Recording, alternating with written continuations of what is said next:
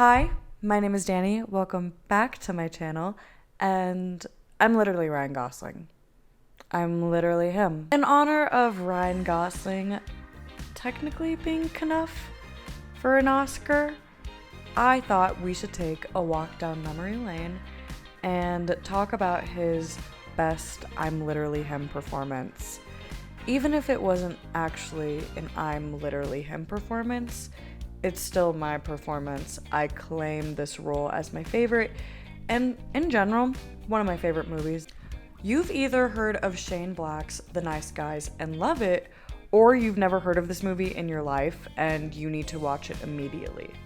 And I mean that in the most kind and sincere way. But that's besides the point. I love The Nice Guys. And it's not just for Ryan. It's for all of the moving parts. And moving cars. And loaded guns.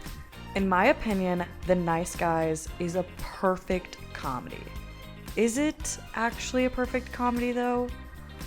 While perfect is a subjective statement, 100% yes, this movie is hilarious. This movie is one of the best comedies you will ever watch in your life. Not only is The Nice Guys extremely enjoyable, but it nails the jaded yet likable comedic characters, drives home the action sequences and the one-liners like they were a match made in heaven, and the production design and set decoration really immerses you in the 70s.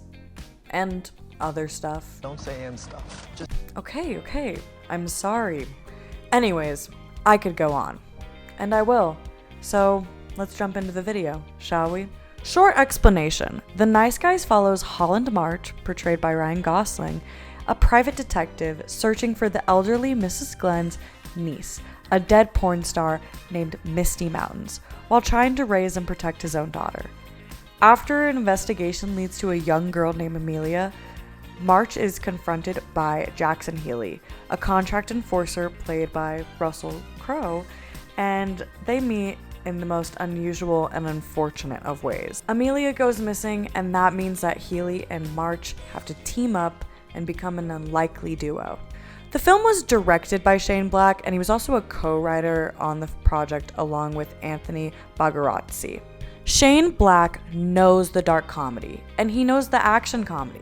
Being a recent graduate of the University of Southern California, he started writing his first big screenplay in the mid-80s.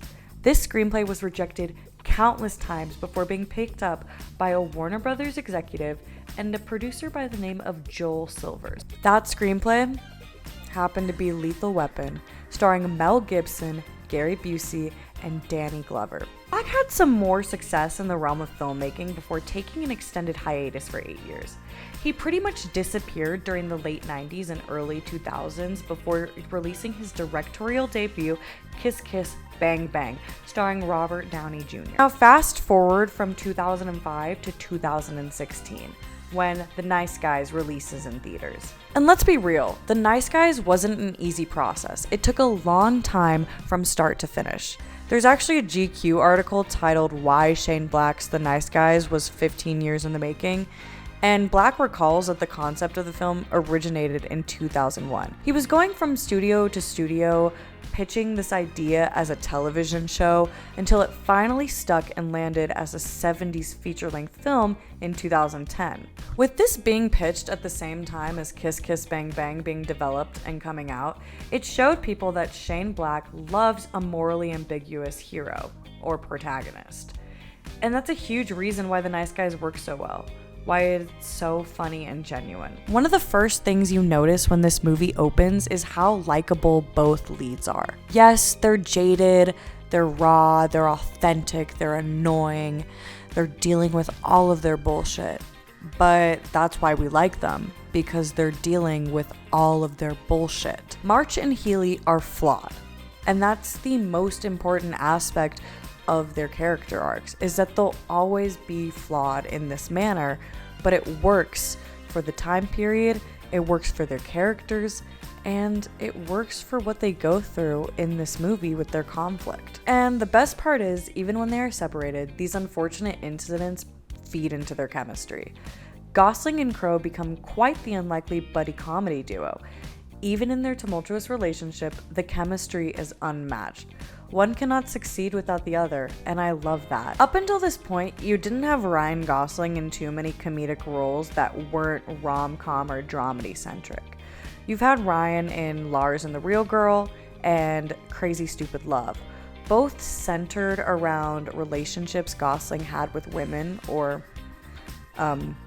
robot women, fake women, mannequins, but it wasn't like The Nice Guys. Outside of that, Gosling was kind of this last Hollywood golden age boy, where he was mainly in dramas and romance films, like The Notebook.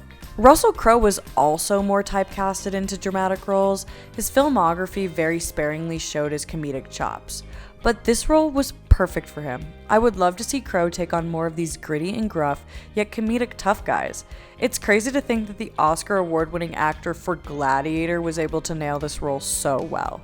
It took 3 days for both Gosling and Crowe to sign on to this project, and when Gosling signed on, he said that it was so funny reading the script and imagining Crowe in it that it just made the movie so much better.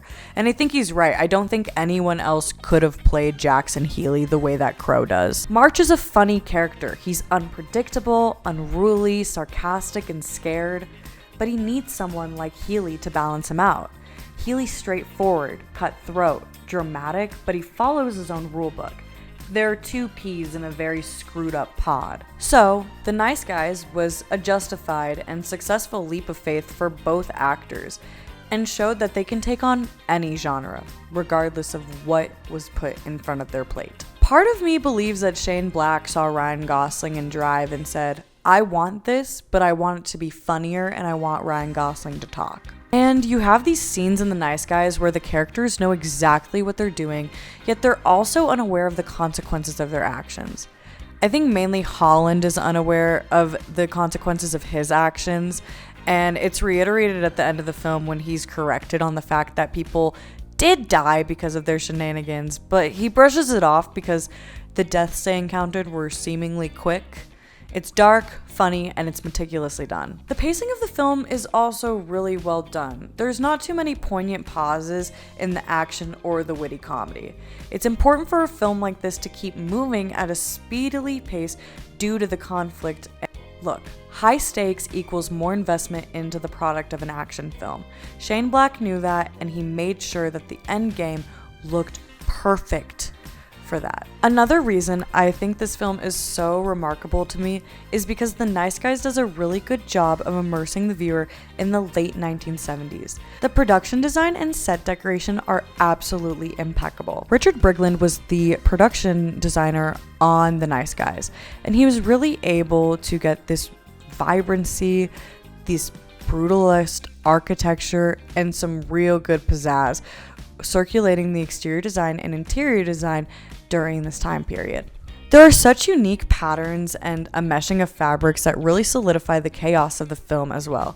A wonderful example of how much detail and care was brought to the set is Holly March's room. You can see the use of quilted material on her bed, floral wallpaper that adorns the walls. Harvest yellow is everywhere as well. Even the posters help accurately define the time. The film takes place in 1977, and Nevermind the Bollocks, Here's the Sex Pistols came out in 1977.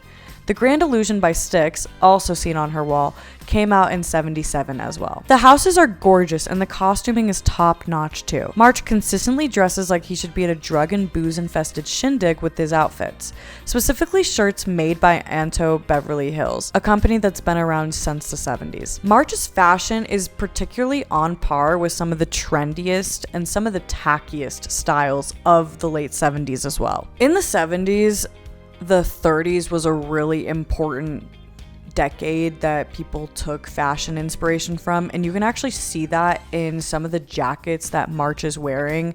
It's kind of like how the 80s were obsessed with the 50s and how that was replicated in a film such as Pulp Fiction. Every single detail of every character just smacks you right in the face with, this is 1977. The movie does so much really well, technically speaking and visually speaking.